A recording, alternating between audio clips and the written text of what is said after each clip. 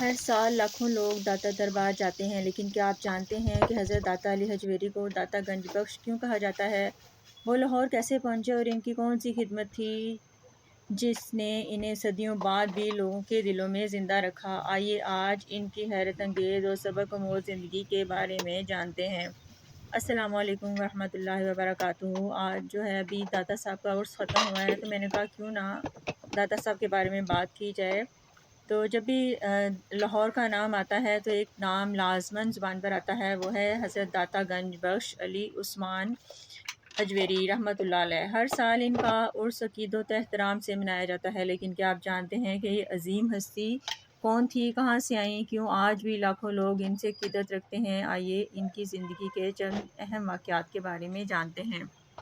حضرت علی بن عثمان حجویری موجودہ افغانستان کے شہر غزنی کے قریب حجویر نامی علاقے میں پیدا ہوئے۔ اسی نسبت سے آپ حجویری کہلائے اور آپ نے کم عمری میں ہی قرآن و سنت، فقہ، دیگر اسلامی علوم حاصل کیے۔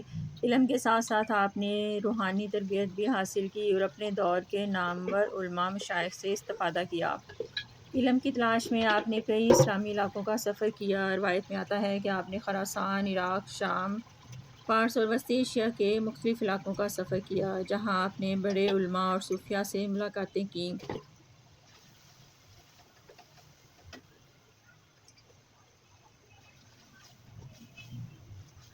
ان سے اسفار نے آپ کی شخصیت کو مزید نکھارا اور آپ کے علم میں وسعت پیدا کی۔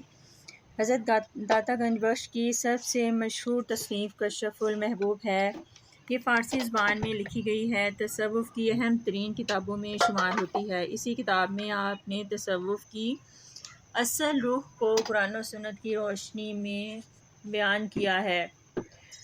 بعد ازاں آپ لاہور تشریف لائے۔ اسی زمانے میں لاہور ایک علمی ثقافتی مرکز بن رہا تھا۔ آپ نے یہاں لوگوں کو قرآن و سنت کی تعلیم دی، اخلاق، محبت، عدل اور اللہ تعالیٰ کی بندگی کا درس دیا۔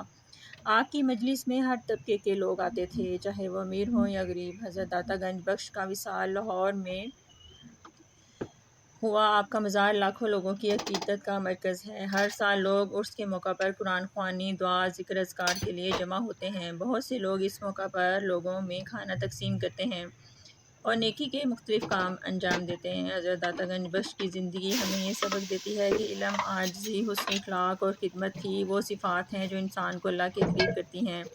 اگر ہم بھی اپنی زندگی میں ان اصولوں کو اپنا لیں تو یقیناً ہمارا معاشرہ بہترین بن سکتا ہے۔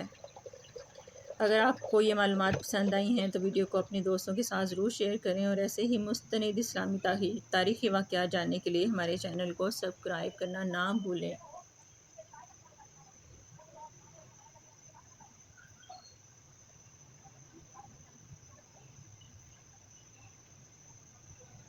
تو دوستو، آپ کو یہ معلومات پسند آئی ہیں تو یہ آپ جو ہے ویڈیو کو لائک کر دیجیے گا۔ اور یہاں جو ہے میں چاول بنا رہی ہوں، اور یہ دوسری طرف میں نے سالن رکھا ہوا ہے، چنے میں ساتھ ہی ابال لیتی ہوں اور کچھ کا میں سالن بنا لیتی ہوں اور کچھ کا جو ہے میں وہ پلاؤ میں ڈال لیتی ہوں، کیونکہ میرے ہسبینڈ چاول نہیں کھاتے، تو ان کے لیے جو ہے مجھے الگ سے سالن بنانا پڑتا ہے۔ اور مزید ویڈیو جو ہے میں ریکارڈ نہیں کر سکتی، کیونکہ جو ہے اس کی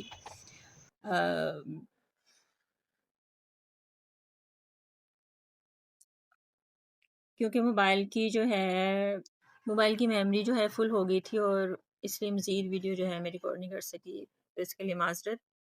ملتے ہیں نیکسٹ ویڈیو میں۔